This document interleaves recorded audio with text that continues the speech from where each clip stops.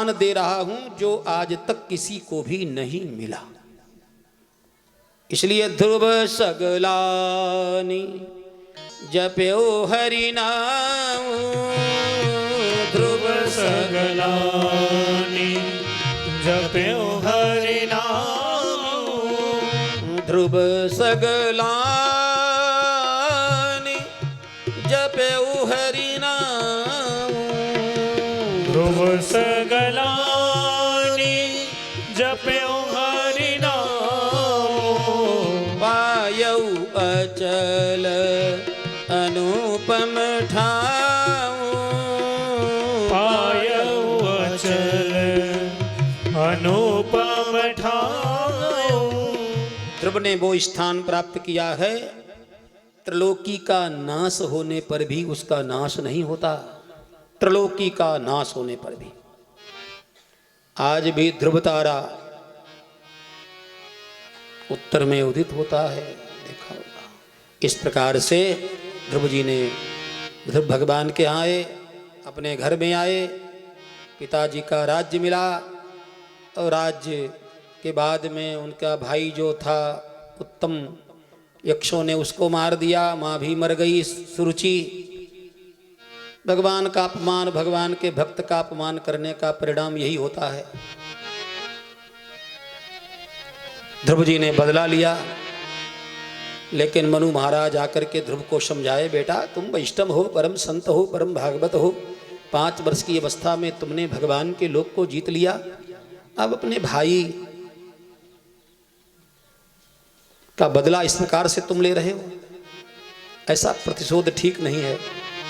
तुम्हारे भाई को किसी एक यक्ष ने मारा है, तुमने हजारों करोड़ों यक्षों लाखों यक्षों को मार दिया, बंद करो। दादाजी के कहने पर ध्रुव ने युद्ध बंद कर दिया।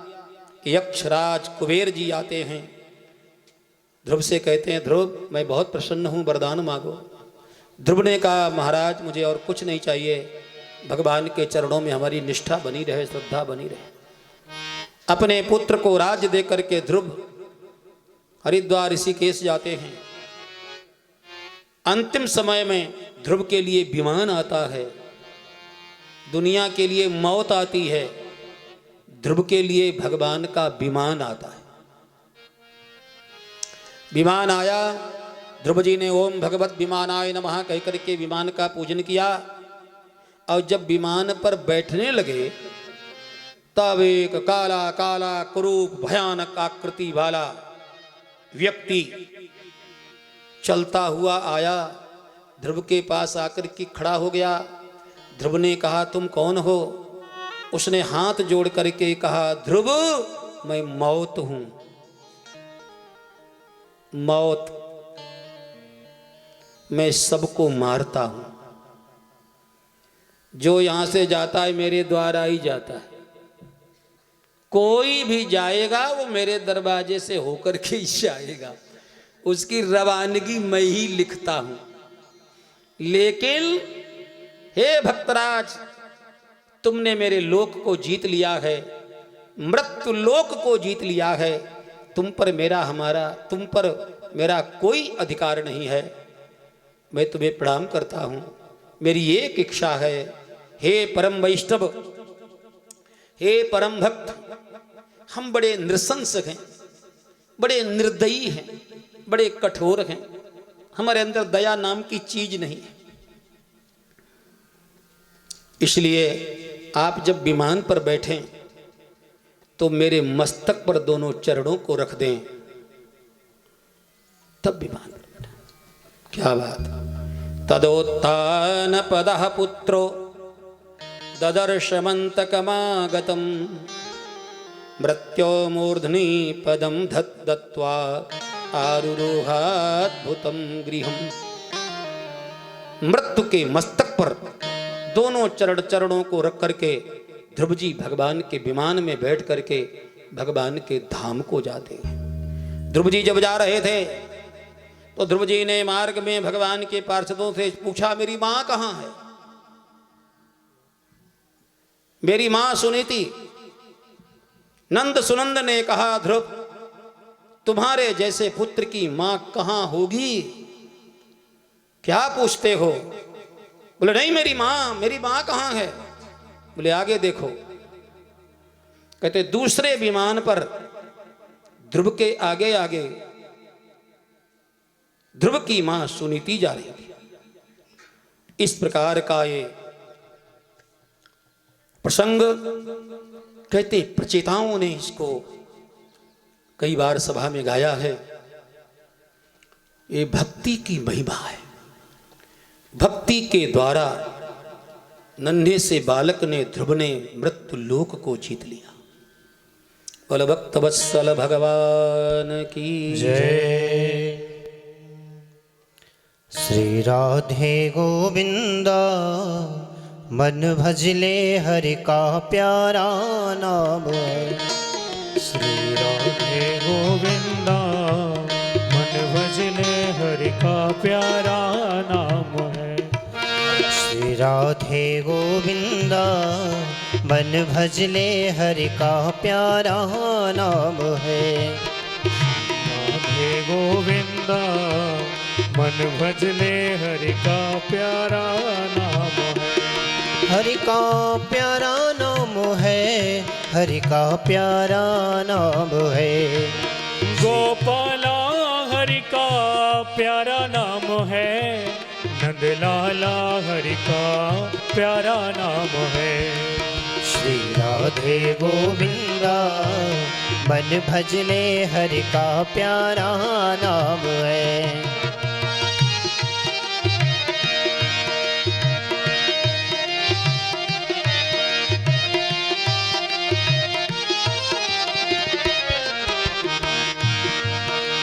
मोर मुकुट गलमाल बिराजे, केशर तिलक लगायो, केशर तिलक लगायो।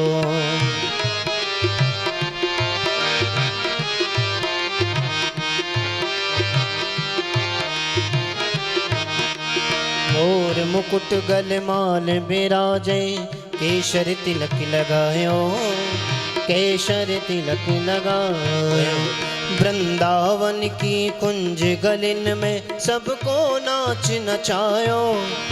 वृंदावन की कुंज गलिन में सबको नाच नचायो। श्री राधे गोविंदा मन भजले हरि का प्यारा नाम है। श्री राधे गोविंदा मन भजले हरि का प्यारा नाम है। गोपाला हरि का प्यारा नाम है। नंदलाला हरि का प्यारा नाम है। गोपाला हरि का प्यारा नाम है। नंदलाला हरि का प्यारा नाम है। श्री राधे गोविंदा मन भजले हरि का प्यारा नाम है। श्री राधे गोविंदा मन भजले हरि का प्यारा नाम है। गिरधर नागर कहती मेरा, सूर को श्यामल भाया, सूर को श्यामल भाया। गिरधर नागर कहती मेरा, सूर को श्यामल भाया, सूर को श्यामल भाया। गिरधर नागर कहती मेरा, सूर को श्यामल भाया, सूर को श्यामल भाया। तुकाराम और नामदेव ने विठल विठल गाया। तुकाराम और नामदेव ने विठल विठल गाया। श्री राधे गोविंदा मन भजले प्यारा नाम है। श्री राधे गोविंदा मन भजले हरि का प्यारा नाम है। गोपाला हरि का प्यारा नाम है। नंदलाला हरि का प्यारा नाम है। गोपाला हरि का प्यारा नाम है। नंदलाला हरि का प्यारा नाम है। श्री राधे गोविंदा मन भजले हरि का प्यारा नाम है।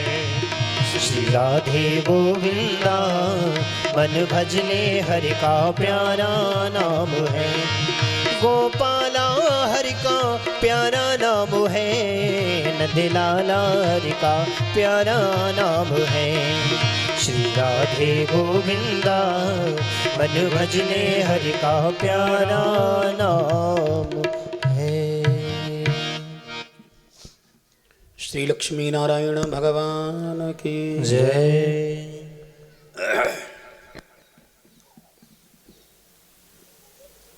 आगे इसी ध्रुव वंश में अंग नाम के राजा हुए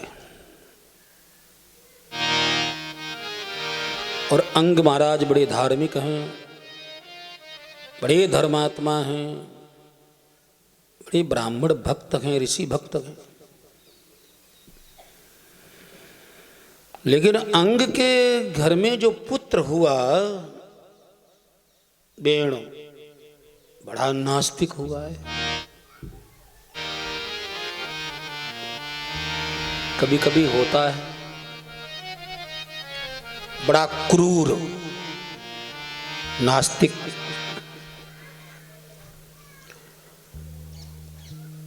वेणु की हरकतों से दुखी होकर के,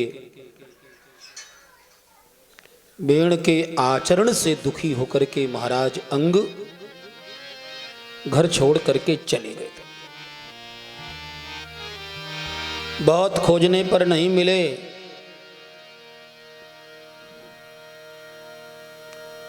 तो फिर वेणु को ही राजा बनाया गया।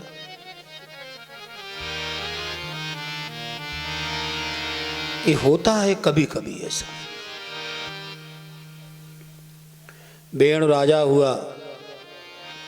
वेणु ने सबसे पहले जिस दिन उसका राज्याभिषेक हुआ और राज्याभिषेक के बाद में उसने सभा प्रजा को संबोधित किया, तो सबसे पहले यही कहा, देखो न यष्टव्यम न होतव्यम न दातव्यम द्विजा क्वचित इति निवारयत् धर्मम भेरी घोषेण सर्वशः। देखो मेरी सारी प्रजा कान खोल करके सुन ले,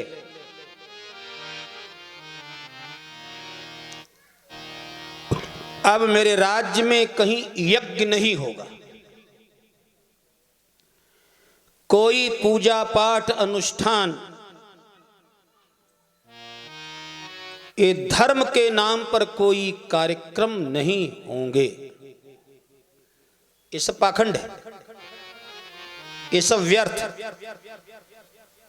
खबरदार यदि किसी ने कोई धार्मिक क्रियाकलाप किया और यदि आपको पूजा करनी ही है तो सर्वदेवमय राजा होता है, मेरी पूजा करो, मुझे दान दो,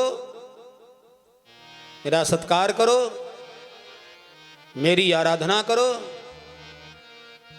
राजा से बढ़कर के कोई नहीं होता है। वेणु नास्तिक था। बड़ी अराजकता हो गई धर्म प्राण भारत देश में। यज्ञ यागादि सत्कर्म सब बंद हो गए।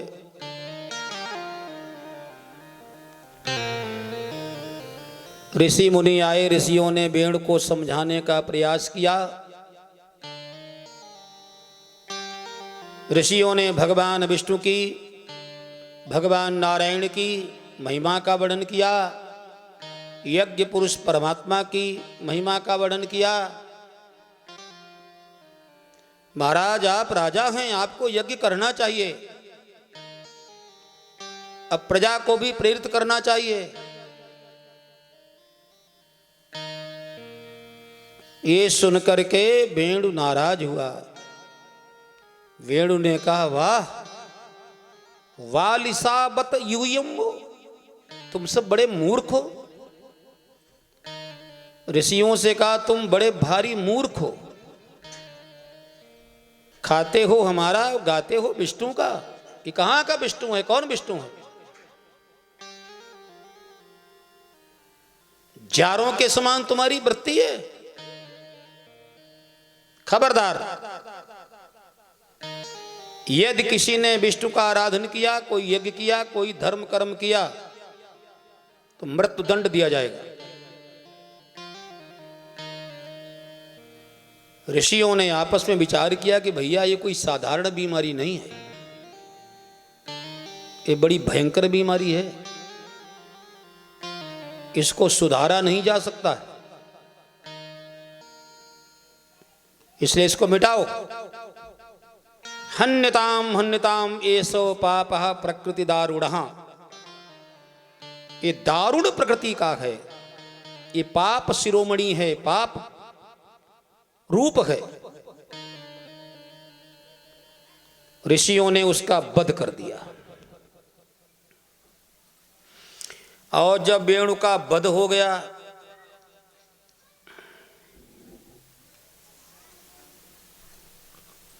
सुनीता जो वेणु की मां है,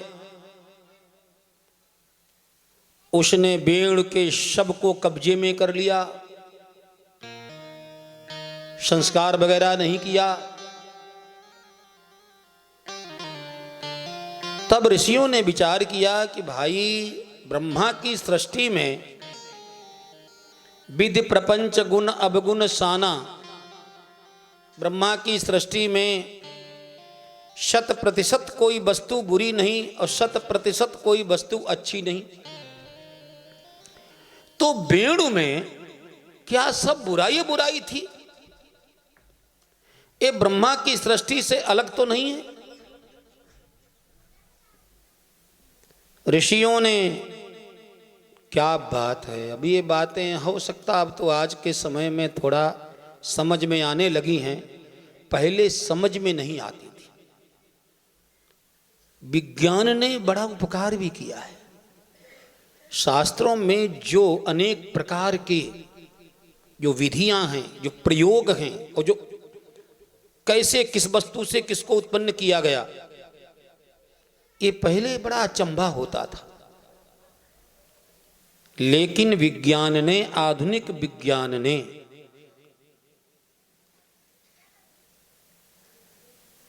अब प्राय करके लोगों की समझ में बात आने लगी। क्योंकि भगवान कृष्ण कहते हैं, ना सतो विद्यते भावो ना भावो विद्यते सतः। जो वस्तु नहीं है, जो नहीं है उसका भाव नहीं है, और जो है उसका अभाव नहीं है। हमें दिखाई दे न दिखाई दे वो बात अलग है, हमारी पकड़ में आए ना आए वो बात अलग है, हमारी समझ में बुद्धि में आए ना आए बात अलग है, लेकिन जो अस्तित्व में है वही पैदा होगा, और जो नहीं है वो पैदा नहीं होगा। अब ये जरूर है, उसको उत्पन्न करने के लिए जो चीजें बड़ी अव्यक्त हैं, बड़ी सूक्ष्म से सूक्ष्म हैं, पहले उन वस्तुओं को प्रकट करने के लिए मंत्र शक्ति, योग शक्ति का उपयोग होता था। और आज उन्हीं वस्तुओं को, उसी सूक्ष्माति सूक्ष्म पदार्थों को पकड़ने के लिए, प्रकट करने के लिए एक वैज्ञानिक विधा।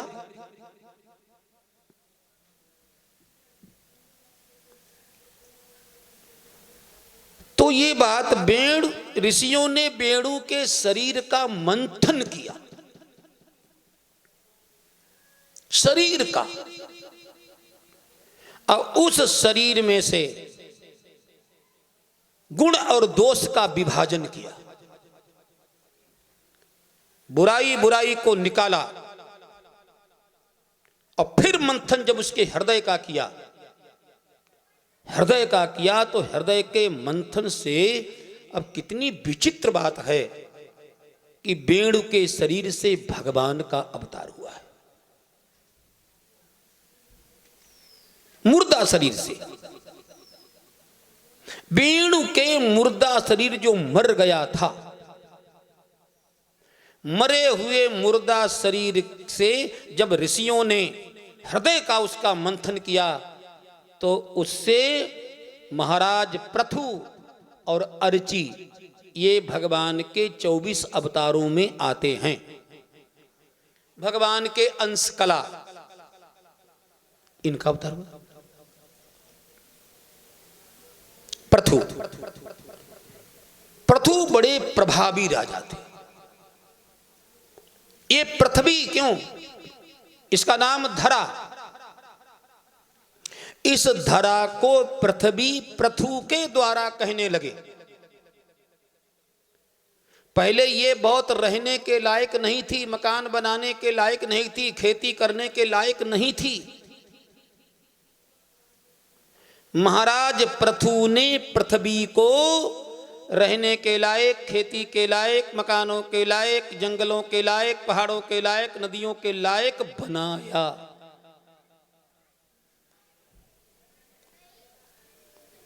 पृथु से पृथ्वी कहलाती है। महाराज पृथु का जब राज्याभिषेक हुआ तो राज्याभिषेक के समय फूल माला पहराने वाले, हार पहनाने वाले, अभिनंदन गीत गाने वालों की लाइन लग गई। प्रशंसा करने वालों की भीड़ इकट्ठी हो गई। पृथु महाराज ने जो प्रशंसा करने के लिए आए थे, बिरुदावली का बखान करने आए थे, गीत गाने आए थे, प्रशंसा करने आए थे, पृथु महाराज ने सबको रोक दिया। मैं सबसे हाथ जोड़ करके निवेदन करता हूं कि कोई भी मेरी प्रशंसा नहीं करेगा, मेरे विषय में कुछ भी नहीं बोलेगा। लोगों ने कहा महाराज अब ये तो आप तो राजा हैं। पृथु महाराज ने कहा अभी आप मेरी क्या प्रशंसा करेंगे? अभी आपने मेरे कर्म को देखा नहीं, मेरे वैभव को देखा नहीं, मेरे स्वभाव को देखा नहीं, मेरे प्रभाव को देखा नहीं, मेरी अच्छाई बुराई को देखा नहीं। अभी आप किसको लेकर के मेरी प्रशंसा करेंगे? बिना जाने, बिना समझे, बिना पहचाने जो प्रशंसा होती है, पृथु महाराज कहते हैं उसमें दो चीजें होती हैं, वो प्रशंसा नहीं होती है। या तो उसमें भय छिपा होता है या लोभ छिपा होता है। हे प्रजाजनों, जिस प्रशंसा में लोभ प्रेरक है और जिस प्रशंसा में भय प्रेरक है वो प्रशंसा नहीं है, वो व्यर्थ की चापलूसी है। इसलिए आप मुझे पहचानो। बात भी जी, आज के लोग देखो, आज तो केवल टिकट मिल जाए। अभी इलेक्शन बहुत दूर है, कौन हारेगा कौन जीतेगा, केवल एक सीट 20 को टिकट और 20 कंधे पर बैठा करके झुलाए जा रहे हैं। अरे भैया पहले इलेक्शन हो जाने दो, जीत लेने दो, फिर माला भी पहरा लेना, स्तुति भी कर लेना, फिर देवता भगवान बना लेना। इतनी जल्दी क्या? पहले देख भी लो, साल 2 साल 4 साल देख लो, अनुभव कर लो, समझ लो, उसके बाद स्तुति करो ना। कौन रोकेगा? कौन रोकता है? लेकिन हमारे यहां इतनी जल्दी है, माला पहनाने में जल्दी और गाली देने में भी उतनी जल्दी। इधर माला पहनाएंगे और सवेरे गाली देंगे, इधर प्रशंसा करेंगे, दूसरे दिन से है बेकार निकला, 2 कौड़ी का आदमी है। क्यों जल्दी करते हो? बहुत जल्दबाजी है लोगों को। और इसी जल्दबाजी के चलते एक नशा व्याप्त हो गया है। नशा, उस प्रकार का सम्मान, उस प्रकार की प्रतिष्ठा, उस प्रकार की जय जयकार, उस प्रकार के जिंदाबाद नारे लगवाने की एक होड़ लग गई। पृथु महाराज ने कहा नहीं, इतने में क्या हुआ, इधर दो लोग प्रशंसा करने आए थे, माला पहराने आए थे, पृथु महाराज ने उनको रोका। इतने में प्रजा के लोग अपने बच्चों को गोद में लेकर के पृथु महाराज के पास आए, रोने लगे, महाराज बहुत भूखे हैं, हम बहुत दुखी हैं, हमारे पास कुछ भी नहीं है, न खाने को है, न पहनने को है, न रहने को है, हमारे पास कुछ भी नहीं, हम बहुत दुखी हैं।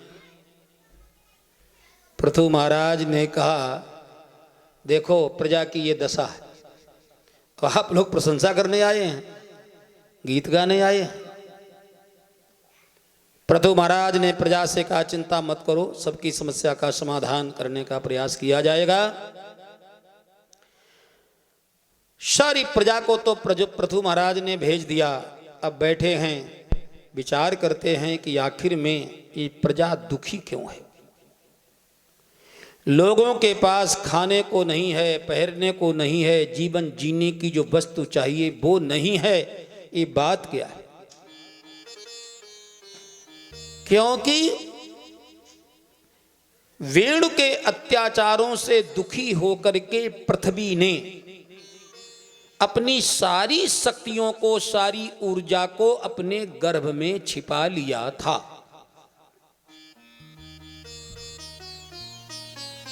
ये पृथ्वी है, पृथ्वी है भगवान की श्री भू नीला, तीन शक्तियां ना, श्री देवी लक्ष्मी, भूदेवी पृथ्वी। तो भगवान ने पालन पोषण करने की जिम्मेदारी धरा देवी को, भूदेवी को दे रखी है। सारी संतान का पालन पोषण करो तुम। तो पृथ्वी देवी हमारी पालन करने की मां है। और पृथ्वी ने देखा ये अधर्मी, ये नास्तिक वेणु के ढंग को देखा तो पृथ्वी भयभीत हो गई। पृथ्वी ने सारे रसायनों को, सारे पदार्थों को, सारी वनस्पतियों को, सारी औषधियों को अपने अंदर छिपा लिया था कि जब कोई धार्मिक व्यक्ति आएगा जो इसका सदुपयोग करेगा तब मैं इसको बाहर निकालूंगी। परिणाम ये हुआ कि जो प्रजा थी वो सब दुखी हो रही थी, भूखी मर रही थी। पृथु ने क्रोध किया है, पृथ्वी पर क्रोध किया। पृथु ने धनुष पर बाण चढ़ाया और धनुष पर बाण चढ़ा करके पृथ्वी पर संधान किया कि पृथ्वी को मैं भस्म कर दूंगा। क्योंकि रत्न गर्भा वसुंधरा, सारे रत्न, समस्त खाद्य पदार्थ, समस्त भोग्य पदार्थ पृथ्वी में ही हैं। पृथ्वी क्यों नहीं इन पदार्थों को प्रजा को देती है? इसलिए दुष्ट पृथ्वी से दुष्टा पृथ्वी को मैं नष्ट कर दूंगा। पृथ्वी को नष्ट करने के लिए पृथु ने धनुष पर बाण चढ़ाया। पृथ्वी गऊ का रूप धारण करके भागी। आगे आगे पृथ्वी, पीछे पीछे महाराज पृथु। मारना नहीं चाहते हैं, ये उनका एक प्रकार का नाटक है। वसुधे त्वाम बधिष्यामि, पृथु महाराज कहते वसुधे, ये पृथ्वी मैं तेरा वध कर डालूंगा, क्योंकि तेरे चलते आज लाखों लाखों करोड़ों करोड़ों की संख्या में लोग भूखे मर रहे हैं। पृथ्वी देवी पृथु महाराज की शरण में आई। प्रभु मैं तो आपकी हूं, अब मारो चाहे रक्षण करो। मेरा प्रजा से कोई शत्रुता नहीं है, प्रजा का कष्ट मैं भी नहीं देख सकती हूं, लेकिन करें तो क्या करें जब मेरे अन्न का, मेरी वस्तुओं का, मैं जो भी सामग्री देती हूं उस समय दुरुपयोग ही होता था। मैं चाहती हूं कि मेरी वस्तुओं का धर्म में भी उपयोग हो, मेरी वस्तुओं का यज्ञ में भी उपयोग हो, वो होता नहीं था। इसलिए मैंने सारी वस्तुओं को छिपा लिया है। महाराज चिंता मत करो, अब मेरे लिए मेरे योग्य बछड़ों की कल्पना करो और वो अपने अपने हिसाब से अपने अपने लायक वस्तुओं का दोहन कर लें। तब पृथु महाराज ने बछड़ों की नियुक्ति की, बछड़े कल्पना की।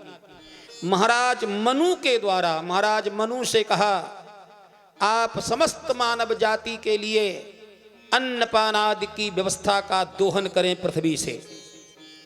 ये बड़ा गंभीर विषय है, समझने लायक है भागवत का।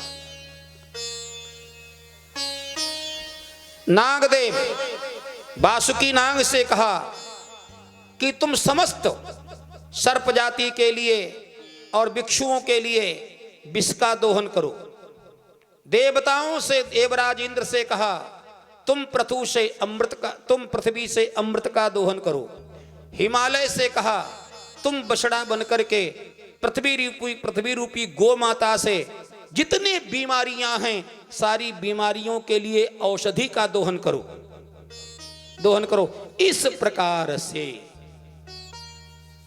हर वर्ग के लिए, कीड़ों के लिए, मकोड़ों के लिए, पशुओं के लिए, पक्षियों के लिए, मनुष्यों के लिए, समस्त वर्ग के लिए, वर्गों में जो सबसे श्रेष्ठ व्यक्तित्व था, श्रेष्ठ प्राणी था, उसको बछड़ा बना करके पृथु महाराज ने पृथ्वी से उसके लायक उस वर्ग वस्तुओं का दोहन किया।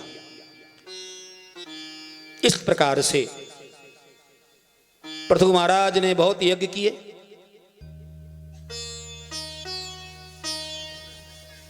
यज्ञ में देवराज इंद्र उपद्रव करते हैं कभी कभी। पृथु महाराज 100 अश्वमेध यज्ञ करते हैं। देवराज इंद्र को लगा कि ये मेरा स्वर्ग लेना चाहते हैं तो घोड़ा चुरा लेते हैं, यज्ञ का घोड़ा चुरा लेते हैं। पृथु का पुत्र जो विजिताश्व है वो इंद्र से घोड़ा छीन करके ले आता है। एक बार हुआ, 2 बार हुआ, 3 बार हुआ, लेकिन इंद्र अपनी हरकत से बाज नहीं आते हैं। तो अंतिम में पृथु महाराज ने ऋतुज से कहा, इस दुष्ट इंद्र का वध क्यों नहीं कर देते हो?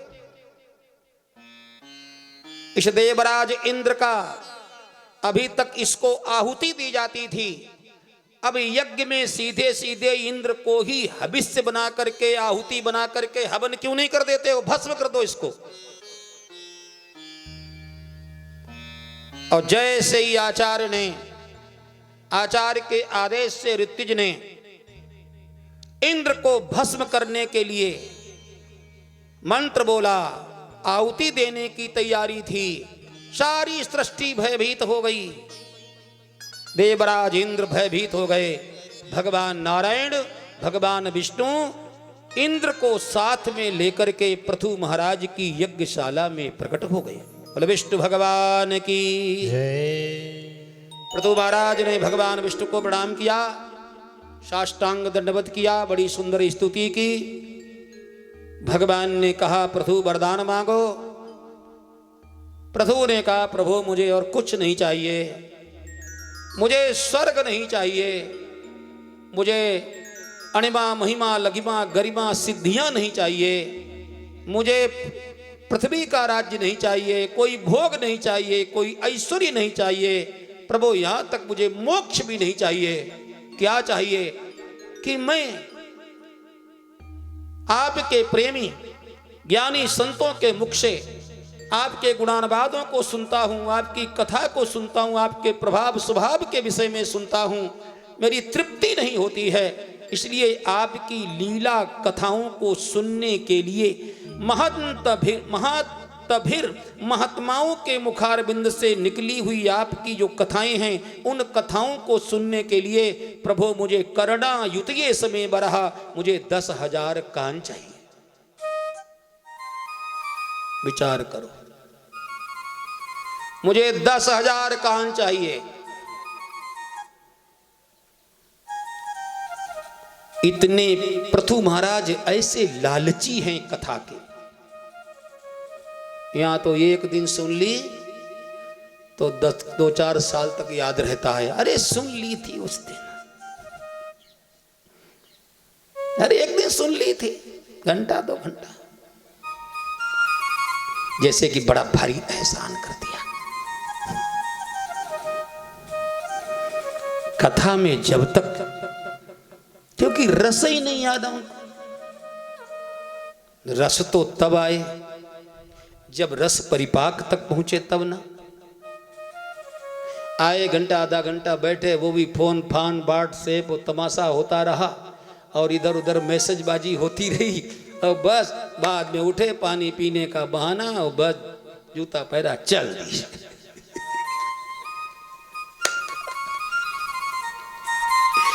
लगता है अब तो हो गया बुलौआ। अरे भाई, यजमान ने भी देख लिया, लोगों ने भी देख लिया, और हाजिरी तो हो ही गई है यार, क्या ठीक है। तो भाई रामचरित जे सुनत अघाही, रामचरित जे सुनत अघाही, रस विशेष चा खातिन नाही, रस विशेष चा खातिन नाही। भगवान की कथा, अरे मन न लगे तो सुनो, झक मार करके सुनो, और जब मन लगने लगे तो भले ही ना सुनो, कोई बात नहीं। लोग कहते हैं मन लगा के सुनो, मैं कहता हूं मन न लगे तो सुनो। अरे भैया, जब मन ही लगने लगा तब तो फिर डॉक्टर कहता अब घर जाओ, हॉस्पिटल का बेड खाली करो। जब स्वस्थ हो गए, जब मन लगने ही लगा, जब मन को रस आने लगा, जब मन को भगवान की कथा में मजा आने लगा, तब तो तुम स्वस्थ हो गए। और स्वस्थ हो गए तो ठीक है, हॉस्पिटल में जाओ बाहर। लेकिन जब तक मन न लगे तब तक बेड पर रहो। जब तक बीमारी है तब तक बेड पर रहो, झक मार करके गोली लो, इंजेक्शन लो, दवा लो। और ये कोर्स जब पूरा हो जाएगा और जब मन लगने लगेगा, मन लगने लगेगा, तब तो फिर व्यक्ति कथा छोड़ पाएगा। जिसका मन लगने लगता है वो तो व्याकुल रहता है, हमको अवसर मिले, अवसर मिले, अवसर मिले। फिर वो दुकान से भी समय निकाल लेगा, ऑफिस से भी समय निकाल लेगा, शादी विवाहों से भी समय निकाल लेगा, फिर वो किसी न किसी प्रकार से इधर उधर काम भी करेगा, सब करेगा, वो बचा बुचू करके समय कथा के लिए जरूर निकाल लेगा। जब तक वो कथा के लिए समय नहीं निकाल लेगा, उसके बेचैनी रहेगी, बेचैनी रहेगी। और याद रखना, बहुत जरूरी काम हो और बहुत जरूरी काम भी करने हैं, और छटपटाहट हो, और कथा भी, काम भी निपटाए जाएं, और कथा भी सुन ली जाए, समझ लो अब भगवान की मेरे ऊपर कृपा है। और जब तक कथा से बचने के बहाने, बहाना एक है, कोई बहाना एक नहीं है, हजारों बहाने हैं। दुनिया में खाली तो कोई है ही नहीं, फ्री तो कोई है ही नहीं, कोई फ्री नहीं। इसलिए कहा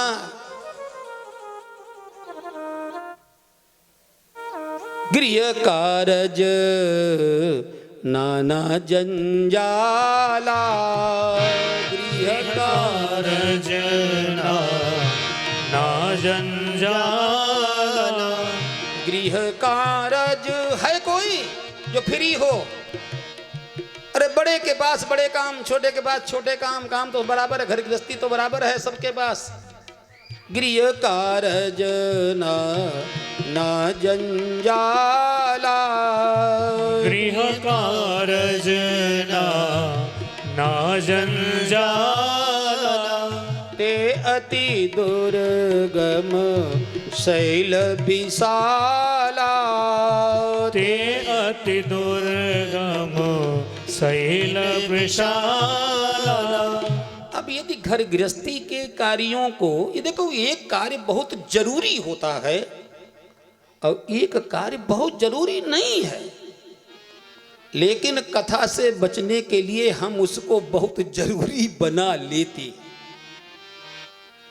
बहुत कथा के लिए छटपटाहट, कथा के लिए लालच हो, और कथा लालच तो बढ़िया शब्द है। भगवान की कथा के प्रेमियों को लंपट कहा गया है, लंपट। लंपट शब्द कोई बढ़िया नहीं है, लेकिन श्री भागवत पीयूष पानाय रसलंपटाः। जब तक किसी में लालच पैदा नहीं होगा, ललक पैदा नहीं होगी, तो प्रथु महाराज जरा विचार करो। बोले मुझे करड़ा युत ये समय बरा, मुझे 10,000 कान चाहिए। भगवान मुस्कुराए, बड़े प्रसन्न हुए। भगवान ने कहा प्रभु यदि 10,000 कान दे देंगे तो कान ही कान हो जाएंगे, इसलिए कान तो 2 ही रहेंगे, लेकिन मेरी कृपा से 10,000 कानों से 5,000 श्रोताओं को जो आनंद आता है वो अकेले तुमको आएगा। इसीलिए इसके बाद अब ये इंद्र खड़े थे। ये व्यक्ति कितने रुतबे वाला व्यक्ति है कि जिसके सामने इंद्र डरे डरे थर थर कांपते खड़े थे। भगवान से बात हो रही थी, वो भगवान को साष्टांग प्रणाम कर रहे थे, और इंद्र जैसे ही प्रथु भगवान को साष्टांग करें तो पीछे हट जाए। इंद्र डरे हुए थे। भगवान ने भगवान से वरदान मांगने के बाद महाराज प्रथु ने इंद्र की ओर देखा, इंद्र घबरा गए। भगवान ने कहा प्रथु तुम्हारी इच्छा तो मैंने पूर्ति की। बोले हाँ प्रभु आपने मेरी इच्छा तो पूर्ति की। बोले अब मेरी इच्छा पूर्ति करोगे? बोले प्रभु आपकी इच्छा क्या, आपका तो आदेश, आपकी तो आज्ञा। तो भगवान ने कहा मेरी इच्छा है, ये इंद्र डरे हुए हैं, घबराए हुए हैं और तुमसे सशंकित सदैव रहेंगे, इसलिए मेरी इच्छा है कि इनका हाथ पकड़ करके इनसे दोस्ती कर लो, दोस्ती कर लो। भगवान के कहने से देवराज इंद्र ने प्रथु महाराज ने देवराज इंद्र का हाथ पकड़ करके उनको अपना दोस्त बनाया।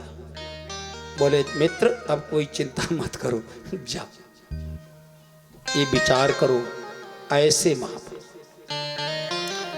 इसके बाद इसी वंश में आगे चल करके एक प्राचीन बरही राजा हुए।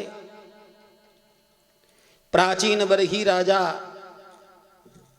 बहुत यज्ञ करते थे, बहुत यज्ञ करते थे। इतने यज्ञ किए, यज्ञ करते करते विक्षिप्त हो गए। और हर यज्ञ में जानवरों की बलि देते थे। हर यज्ञ में हजारों लाखों पशुओं की बलि दे दी होगी, धर्म के नाम पर, पूजा पाठ के नाम पर। ये पहले होता था। देवर्षि नारद आए।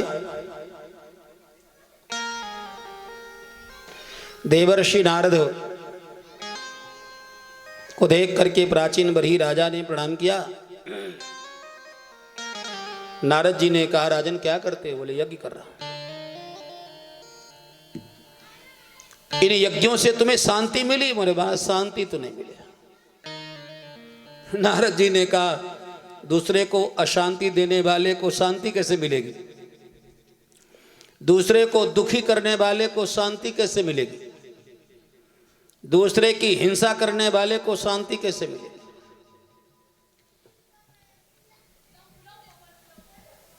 देवर्षि नारद ने कहा, आकाश में देखो। देवर्षि नारद के कहने से प्राचीन बरही ने जब ऊपर देखा तो देखा वो जितने पशु हमने मारे थे वो सब आकाश में खड़े हैं, बड़े क्रोध में हैं और इस प्राचीन बरही की प्रतीक्षा कर रहे हैं। कोई कहता जब ये आएगा मैं इसको खा जाऊंगा, कोई कहता मैं इसको ऐसे मारूंगा, कोई कहता मैं इसे ऐसे मारूंगा। सुन करके प्राचीन बरही ने जब ये सुना घबरा गया। अरे गुरुजी क्या है? बोले, यही है। अरे मूर्ख, बिना ज्ञान के, बिना भक्ति के, बिना भगवान की शरणागति के तू बड़ा भारी धर्मात्मा बना बैठा है।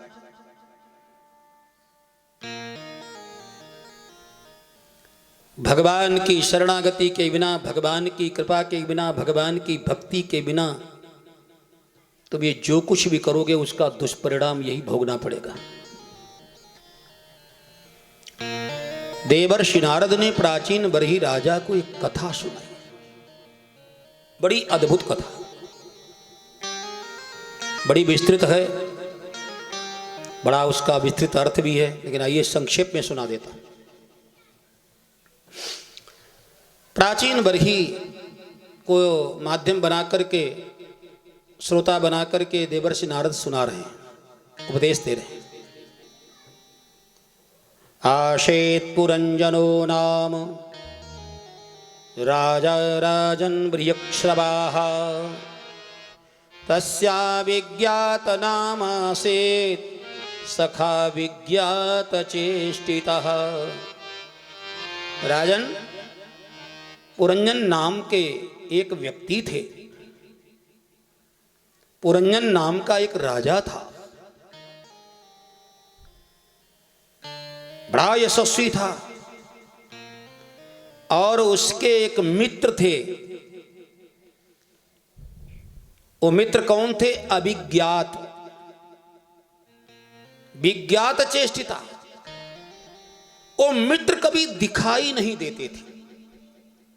राजा थे, राजा के एक दोस्त थे, एक मित्र थे, बड़े हितैषी थे, लेकिन वो कभी सामने नहीं आए, सामने कभी आते ही नहीं थे, लेकिन राजा की हर समय सहायता करते थे। मित्र के द्वारा दी गई सहायता तो दिखाई देती थी, बड़ा ध्यान से सुनिएगा, समझिएगा। मित्र के द्वारा दी गई सहायता का लाभ राजा को मिलता था, सहायता तो दिखाई देती थी, लेकिन वो मित्र कभी भी सामने नहीं आए। वो राजा एक दिन घूमने के लिए, सैर करने के लिए घूमने को निकले। उन्होंने एक नगर देखा। उस नगर में 9 दरवाजे थे। 9 दरवाजे वाले नगर में जब प्रवेश किया तो देखा एक बड़ा सुंदर सरोवर है, उद्यान है, बाग बगीचा है। और वहां पर जब पहुंचे तो देखा एक सुंदरी स्त्री, जिसके साथ में उसकी 10 सखियां थीं। एक 5 फणों वाला सांप था जो आगे आगे अंगरक्षक के रूप में चल रहा था।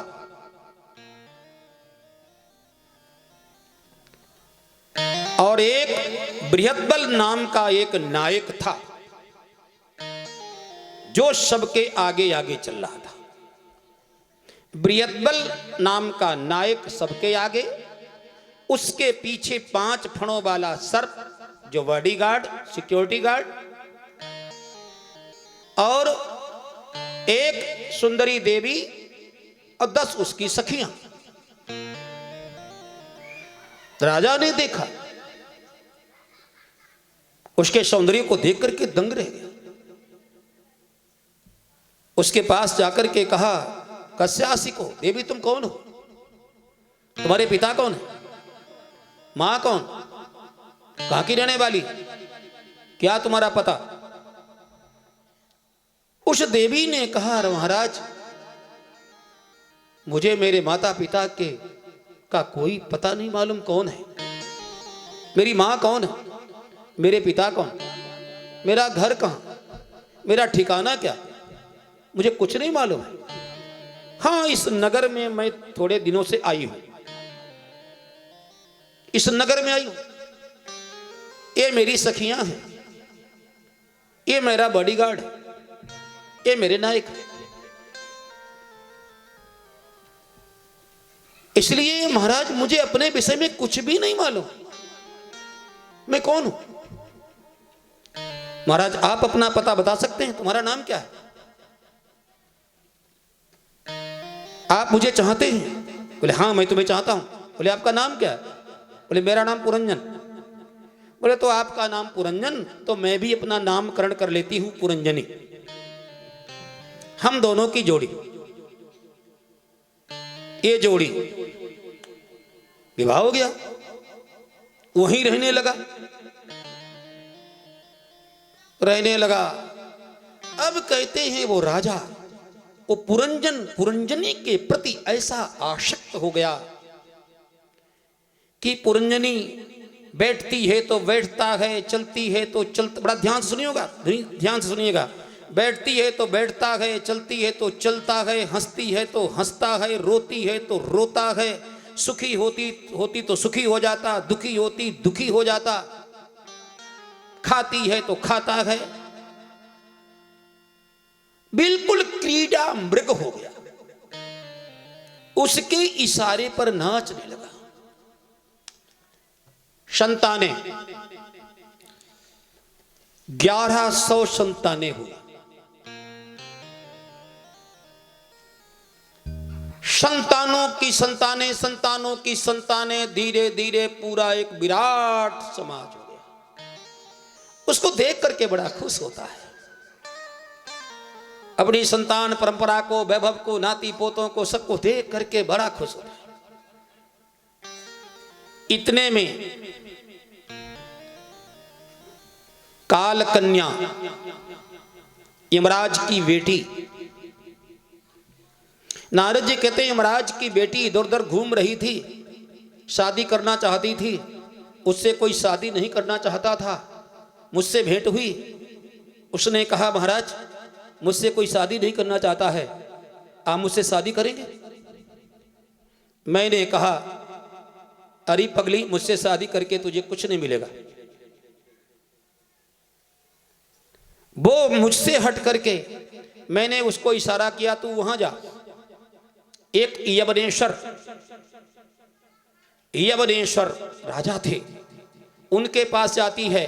उस काल कन्या ने कहा महाराज यवनेश्वर मैं आपसे शादी करना चाहती हूँ। यवनेश्वर ने कहा देख मैं तुझसे शादी आदि तो नहीं करूंगा, लेकिन मेरा एक भाई है, तू मेरी बहन बन जा। प्रज्वार नाम का मेरा भाई है और तू मेरी बहन बन जा। इधर एक गंधर्व चंडवेग नाम का गंधर्व है। चंडवेग नाम का जो गंधर्व है उसकी साड़ी कहते हैं 360, उसके जो सैनिक हैं 360 स्त्रियां और 360 पुरुष सैनिक हैं। चंडवेग बड़ा प्रचंड है, बड़ी ताकत उसके पास है, जिसको चाहता है उसी किले को ढा देता है। इधर चंडवेग और यवनेश्वर इन दोनों की मित्रता हुई। यवनेश्वर ने अपने भाई प्रज्वार और काल कन्या जो थी उस दोनों को भाई बहन बना लिया था। बोले तुम जाओ अब इस पुरी का भोग करो। वो काल कन्या गुप्त रह करके, अव्यक्त रह करके ही उस पुरी का भोग करने लगी। परिणाम ये हुआ धीरे धीरे धीरे धीरे अब पुरंजनपुरी कमजोर होने लगी।